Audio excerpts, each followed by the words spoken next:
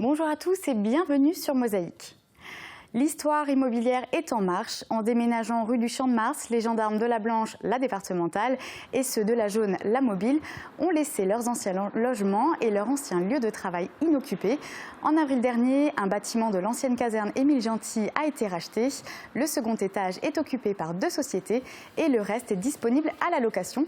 Nous reviendrons plus en détail sur la réhabilitation de ce lieu emblématique de Sarreguemines dans notre journal.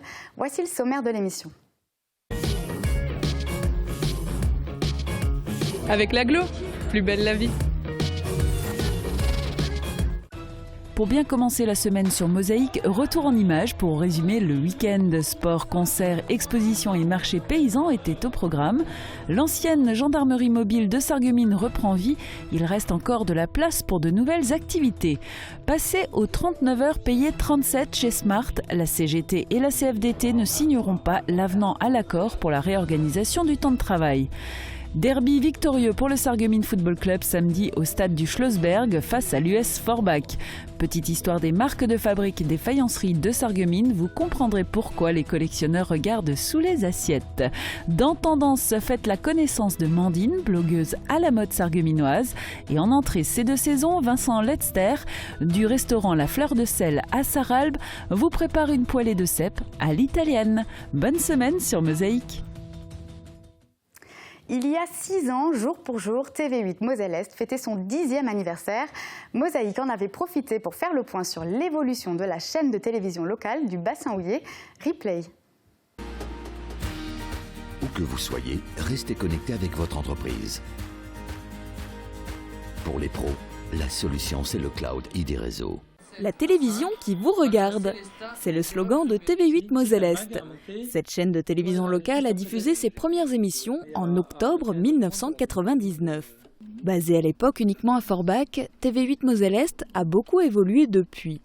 Elle a étendu sa zone géographique. Depuis 2006, elle diffuse aussi sur l'ensemble du territoire de la communauté de communes de Frémin-Merlebach, touchant ainsi 70 000 habitants contre 40 000 auparavant. De 6 salariés, elle est passée à 12. Et côté programme, toujours des nouveautés. Dernière nouveauté en date, l'émission Grenzenlos, orientée vers la Sarre, diffusée chaque dernier mercredi du mois, est née d'un partenariat entre TV8 et Mosaïque. Et cette année, c'est à notre tour de fêter nos 10 ans. Mosaïque avait diffusé sa toute première émission le 28 octobre 2005. Un anniversaire que nous célébrerons le 6 novembre à l'occasion d'une soirée de prestige.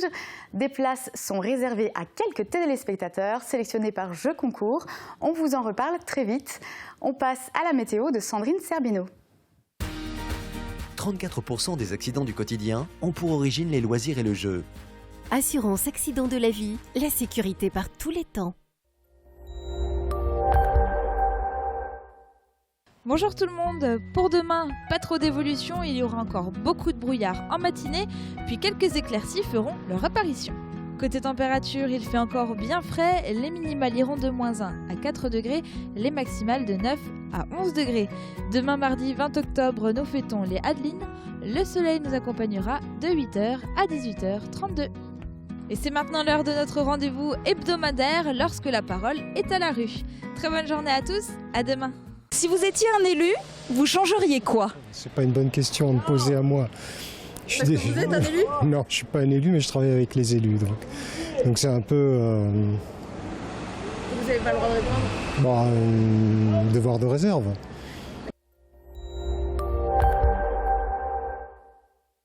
Je parraine un ami et tout le monde y gagne. Mon filleul, ma banque et moi. Au Crédit Mutuel, un client satisfait rayonne. On passe à la revue de presse. En page régionale, le Républicain lorrain consacre sa une à la marche silencieuse organisée hier à Jeuf. 3000 personnes ont participé à cette marche pour soutenir le petit Lucas, agressé à coups de couteau jeudi. Un immense élan de solidarité où proches, amis et anonymes étaient unis dans la même émotion. Chez nos voisins, un dimanche en harmonie, l'orchestre d'harmonie de Forbach a donné son traditionnel concert d'automne devant une salle pleine. Et à Petite-Rosselle, les harmonies de Creusval et Montigny-les-Metz ont été invités à clore le festival Cabane. Ces événements de clôture se sont déroulés à plusieurs endroits sur le secteur et notamment à Vousvillers. On en reparle dans notre JT. Des produits locaux, du terroir et même une mini-ferme. Hier, à Sarreguemines, avait lieu pour la 5e année consécutive le marché paysan à l'esplanade du Casino. L'événement a rencontré un franc succès et les producteurs ont pu proposer aux milliers de visiteurs pain et bière artisanale, miel ou encore bonbons. Plus de détails dans un instant. On poursuit avec le JT de Mosaïque.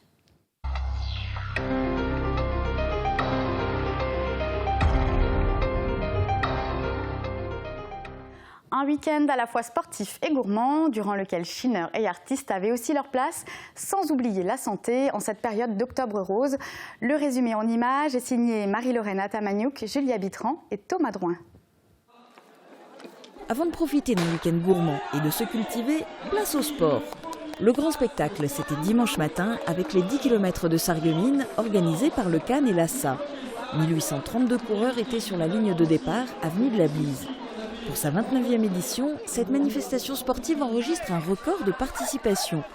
Qu'ils soient novices ou de haut niveau, qu'ils visent un bon chrono ou courent simplement entre collègues, ils ont tous foulé les rues de Sarreguemines. De 16 à 78 ans, les sportifs ont parcouru le centre-ville, la zone industrielle et le quartier de Menkirch avant de revenir vers l'avenue de la Blise. Parmi les lièvres du peloton, 3 athlètes ont couru au coude à coude durant toute la course.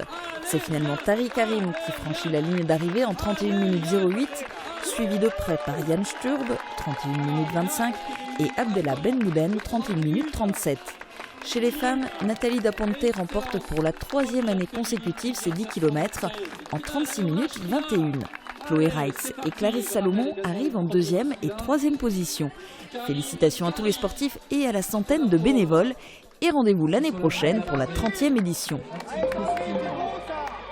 Eux ne couraient pas 10 km, mais leur mérite n'en est pas moindre pour autant. Les écoliers des différentes communes de la Casque ont donné le meilleur d'eux-mêmes pour représenter leur établissement lors du cross annuel organisé vendredi matin par la communauté d'agglomération. De 9h15 à 10h, plus de 1000 élèves se sont élancés sur le parcours balisé autour du stade Coubertin de Sarreguemines. Un circuit de 1400 mètres assez sélectif, toutefois certaines courses se sont terminées par un sprint entre les meilleurs. Côté résultat, c'est l'école de la Blise qui remporte les courses des CM1 filles et CM2 garçons avec Romanin Singer et Sofiane Jaroudi. Chez les CM1 garçons, c'est Geoffrey Munier de l'école de Grosse-Biederstroff qui a tiré son épingle du jeu, tandis que la course CM2 filles a été remportée par Clara Airborne. D'autres récompenses seront remises ultérieurement, comme le classement par classe et celui gratifiant le plus beau dossard. Le thème cette année était les JO de Rio. Autre rendez-vous sportif qui s'est déroulé ce week-end, la 16e édition du tournoi des faïences à Sarreguemines. Un événement organisé par le Sarreguemines Badminton Club qui a rassemblé cette année 151 joueurs venus de 22 clubs d'Alsace, de Lorraine et de Champagne-Ardenne.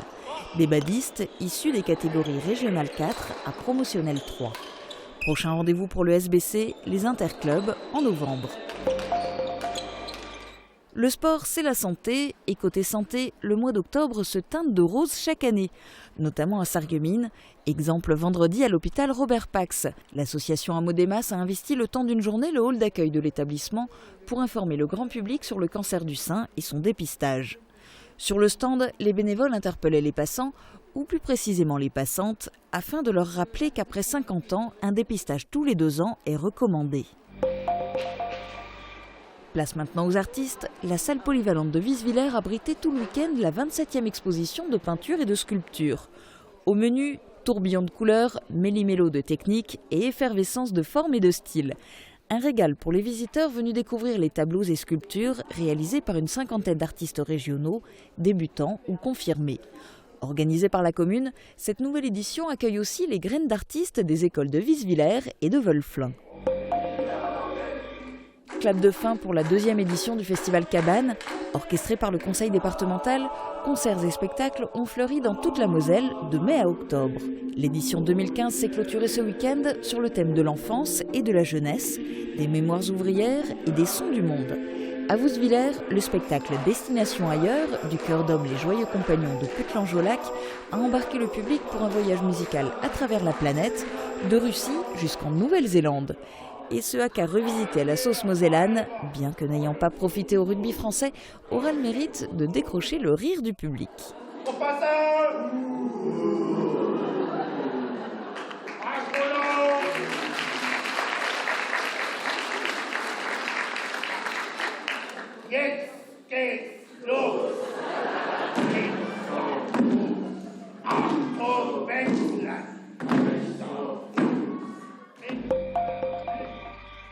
Autre événement à Woustviller ce week-end, la course aux bonnes affaires.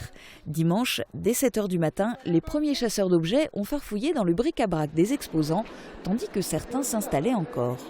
Ce marché aux puces est organisé chaque année par la municipalité, l'association communale d'animation à Woustviller et le club de twirling.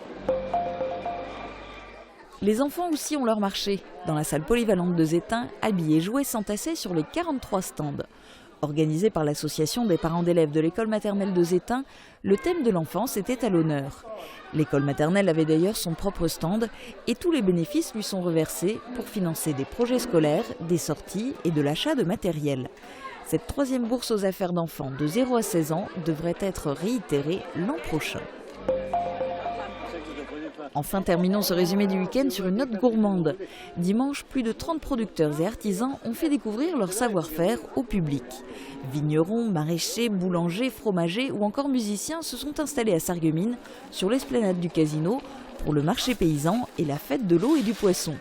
Au programme, découverte des saveurs du terroir, voyage sur la Sarre à bord d'une barque et rencontre avec les animaux de la ferme. Et dans le JT de demain, nous reviendrons plus en détail sur le marché paysan qui a attiré la foule hier sur l'esplanade du casino. Autre temps, autre mœurs. Aujourd'hui, le képi n'est plus de rigueur pour les personnes qui ont pris place dans le bâtiment de l'ancienne caserne de gendarmerie. Je vous le disais, il abrite désormais les locaux de 2 sociétés, une agence de publicité et une entreprise de programmation informatique. Guillaume Dumonteil est allé à la rencontre de ces nouveaux occupants. Avant, après. Ce bâtiment administratif de l'ancienne caserne de gendarmerie Émile Gentil a connu un sérieux lifting. Et à l'intérieur aussi, des travaux ont été réalisés. Que ce soit au niveau des parties communes ou au 2e étage, où 2 sociétés ont pris place, AD Publio et Production 32.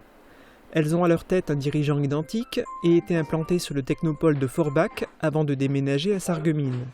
Outre la proximité géographique avec les lieux d'habitation de la plupart des salariés, d'autres raisons expliquent le pourquoi de cette implantation. Les surfaces et également la situation, puisque c'est un quartier qui est plutôt calme et à proximité de toutes les commodités. Puis également le parking et la surface en un seul tenant pour nos sociétés, c'est 250 m² en un seul tenant. Auparavant, à Forbach, 10 employés travaillaient dans 90 m². Les nouveaux occupants ne se sont pas contentés d'acheter un étage, ils ont également décidé d'acquérir le premier, plus le rez-de-chaussée et entre 800 et 1000 m² de parking.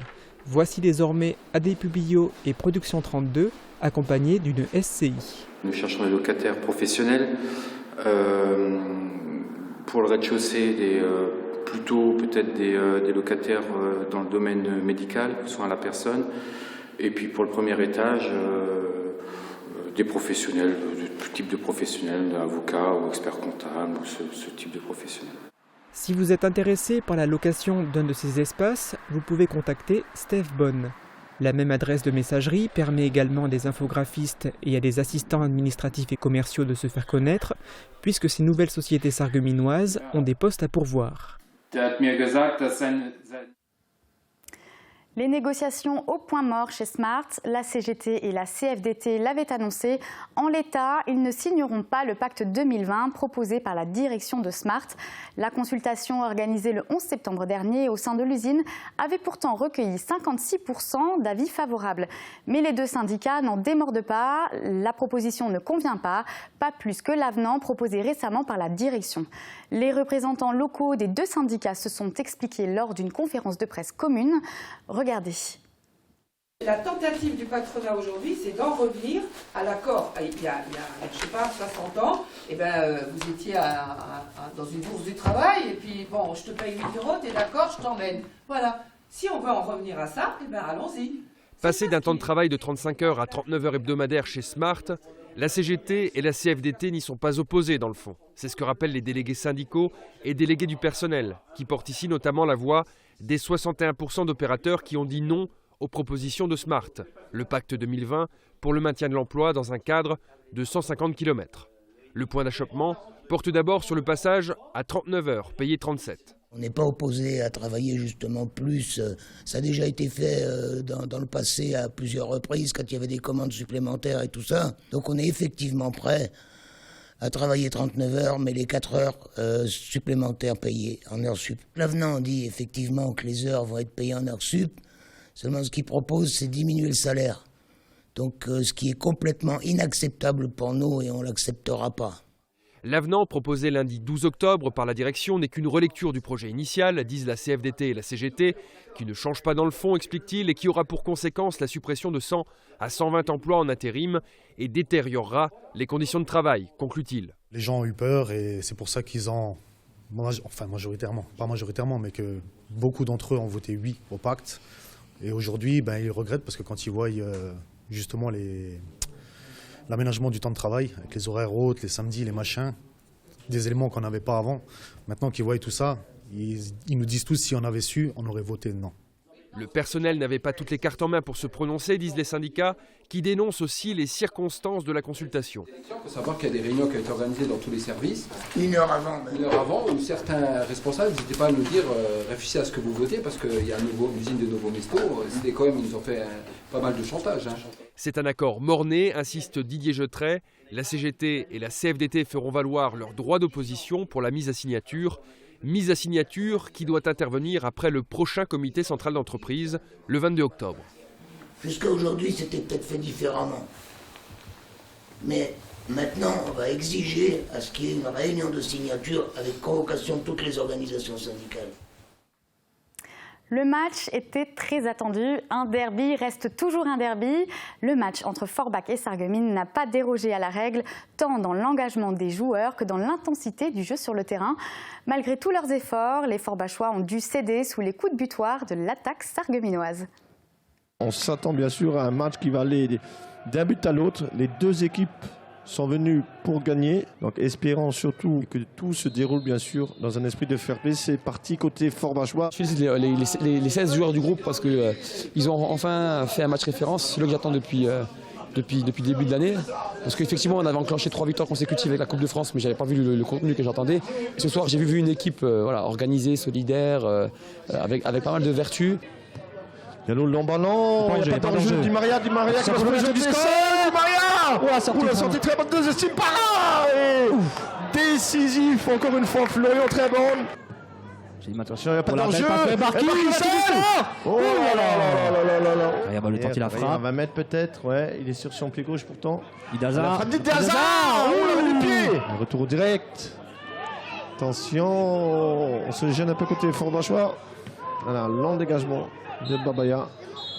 Et c'est là-dessus qu'on va se quitter pour la première manche, pour la première mi-temps plutôt. Après les avoir un petit peu entre guillemets tués à chaque mi-temps depuis le début de l'année, je les ai rassurés ce soir parce que je leur avais dit à la mi-temps que je pensais qu'ils avaient fait le match qu'il fallait jusqu'à la mi-temps, qu'on aurait même mérité de mener au score, et je leur ai dit qu'il fallait continuer à jouer de la sorte. Donc le coup d'envoi va être donné par les Sarregueminois et par la paire Idaza et Mbarki. Allez, Mbarki. Frappe d'Mbarki. Oh, corner. Frappe d'Mbarki et Van Herter a eu. Il s'est cogné Van Herter. Attention, ça l'aggrave, il a heurté le poteau. C'est un dur à cuire, Joe. On remet 10 minutes d'arrêt de jeu. C'est facile, hein. Je sais pas. Ouais, ça l'un dans les mieux. Maintenant, il faut voir si. Parce que le problème, c'est qu'il y a un corner à suivre. Les grands sont montés. Mavongo, lui, restait derrière. Coup franc. Ah, ça peut rater ce corner. Il n'y a pas d'enjeu, non? Non, il n'est pas en jeu. Idaza, pied droit, peut-être. Allez. Le Saïd d'Idaza. Il a pris le temps, Saïd. Il a pivoté. Regardez, il est là. Tout le monde s'attend à l'envelopper, pied droit. Non, il va faire un petit crochet extérieur, pied droit. Voilà. S'il vous plaît. Sur Jérôme. Et petit filet. C'était un match qui était très équilibré. Sur le plan tactique, c'était le plus beau derby auquel on a assisté depuis 2 ans. Mais je pense quand même que la victoire elle est méritée parce qu'on a quand même fait preuve de plus de maîtrise. On a quand même plus d'occasions franches. Serrati, Carrière. Ou deuxième carton jaune et expulsion. Deuxième carton jaune, voilà. Et expulsion de Babaya, le numéro 6. Allez, carton rouge. Voilà. Expulsion. Allez, Yaya, Dekoun. Oui. Asli, le but Hassan Mbarki. Ah, s'il la touche, non? Je ne sais pas si il me semble qu'il ne touche pas, mais c'est des ballons fuyants fort devant le but. Asli a fait mine de le toucher. Regardez, fort devant le but. On a cru qu'Asli le toucher. Elle n'a pas touché, non. Personne ne touchait ce ballon qui finit au fond des filets et ce qui donne le deuxième but sarregueminois. Maintenant, on va vraiment entrer dans le dur du championnat, puisqu'on va jouer la Coupe de France après tous les gros. Donc on va avoir beaucoup d'adversité. Côté gauche, là-bas, Ousmani qui tente de perforer et qui tombe sur un Sirati des grands jours. Allez, Asli, il y a encore une nouvelle fois un contre à jouer. Et l'arbitre siffle la fin. Voilà, 96e minute. 0-2 ici au stade de Schlossberg. Donc victoire sarregueminoise. Victoire sarregueminoise donc. C'est la fin de notre JT. Restez avec nous pour la suite de l'émission.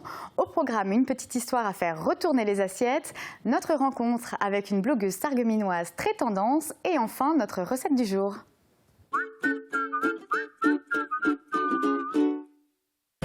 Pour un déguisement d'enfer, festivité à Sarreguemines. Pour Halloween, festivité vous propose un grand choix de costumes, de décorations et d'accessoires indispensables. Festivité déguise aussi vos yeux avec des lentilles fantaisie. Festivité, zone commerciale de Sarreguemines, derrière Jouet Club. Festivité vous souhaite un terrible Halloween. Festivité, festivité, des idées toutes faites.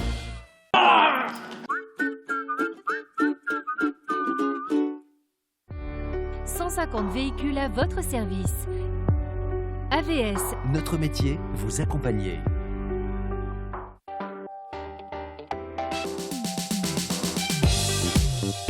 Petit tour en forêt avec Raymond Maria Herzog. Ce spécialiste de l'entretien des forêts est aussi un enchanteur. Dans ses mains, le bois mort devient œuvre d'art. Les hommes construire et les hommes détruire. Et comme on est dans les bois, Louis Lampère nous emmène à la cueillette des champignons. Le suivre, c'est la garantie d'une récolte riche, variée et goûteuse. On concentre son regard sur les endroits où on peut trouver des champignons. Tous les goûts sont dans la nature, dès demain sur Mosaïque.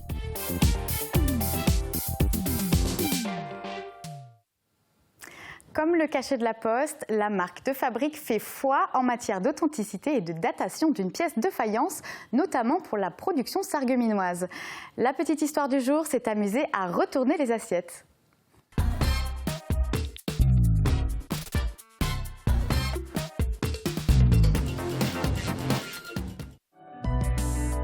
Allez faire un tour dans un salon d'antiquité et au stand de faïence, vous verrez certains chineurs retourner les objets. Et là, vous vous demanderez certainement pourquoi. Eh bien, à Sarreguemines, on voit apparaître les marques dès les premières années Utzschneider. Il s'agit alors d'une simple inscription en creux, Sarreguemines. Rare, celle-ci renseigne à coup sûr sur l'ancienneté de la pièce. Par la suite, la marque évolue et l'on recense pas moins d'une 50aine de marques différentes au fil du temps. Certaines étant plus rares que d'autres, les collectionneurs les connaissent bien et c'est à cela, en partie, qu'est liée la valeur de l'objet. Ne jetez pas tout de suite le vieux service de votre grand-mère. On ne sait jamais, peut-être y a-t-il un trésor dans votre grenier. Et pour en savoir plus, les Amis des musées et des arts ont édité un guide de l'amateur des faïences de Sarreguemines qui fait le point sur toutes ces marques apposées par la manufacture. Amandine, alias Mandine, est blogueuse. Entendez par là qu'elle s'exprime par le biais de son blog, une page internet personnelle. Et son truc à elle, c'est la mode. Sans chichi, elle compose ses billets sur les tendances du moment. Vous l'avez compris, voici notre rubrique Tendance qui vous est proposée aujourd'hui par Thomas Drouin. Avec Firch Menuiserie, votre maison devient tendance.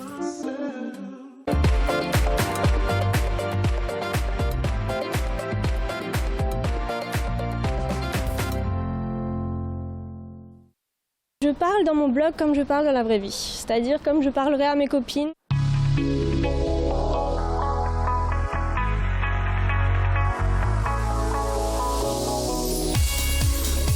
J'écris surtout pour moi.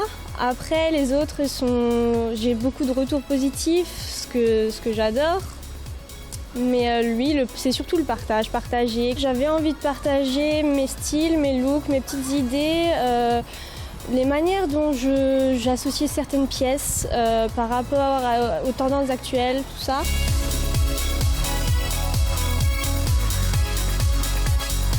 C'est très difficile parce qu'on est des millions à faire ce genre de choses, donc c'est extrêmement difficile à se démarquer.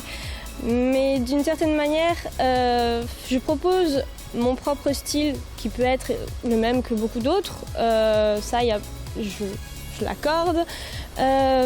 Mais j'ajoute toujours ma petite touche personnelle, même dans les articles, dans les écritures, etc. J'ai toujours une petite touche d'insolence.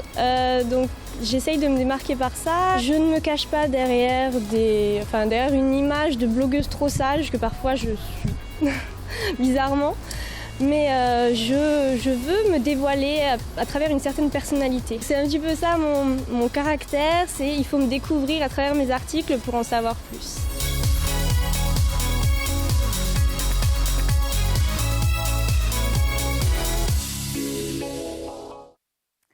Entrée, plat, dessert vous emmène cette semaine en Italie. Vincent Letzter de la Fleur de Sel à Sarralbe vous fera découvrir quelques secrets de la cuisine italienne. On le retrouve dans sa cuisine. Les cuisines au meilleur prix. Aviva présente entrée, plat, dessert. Aviva, la cuisine qui vous va.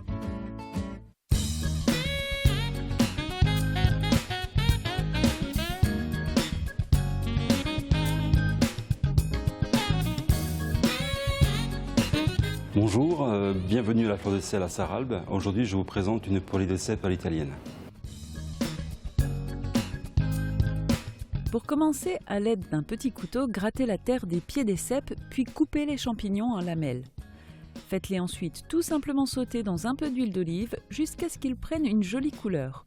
Salez, poivrez et débarrassez aussitôt. Dressez la roquette au centre de l'assiette. Assaisonnez avec une huile d'olive citronnée. Déposez dessus vos cèpes et quelques copeaux de pecorino toscano. Il s'agit d'un fromage italien à pâte pressée au lait de brebis AOP. Quelques quartiers de tomates pour la couleur et c'est déjà prêt.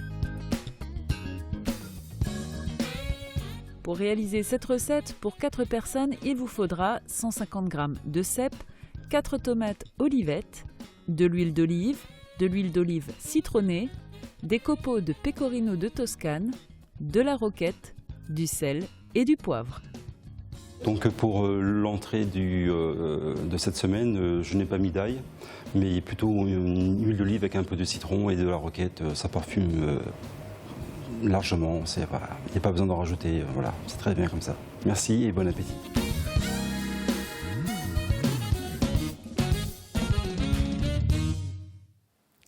Et c'est sur cette note gourmande que se termine notre émission.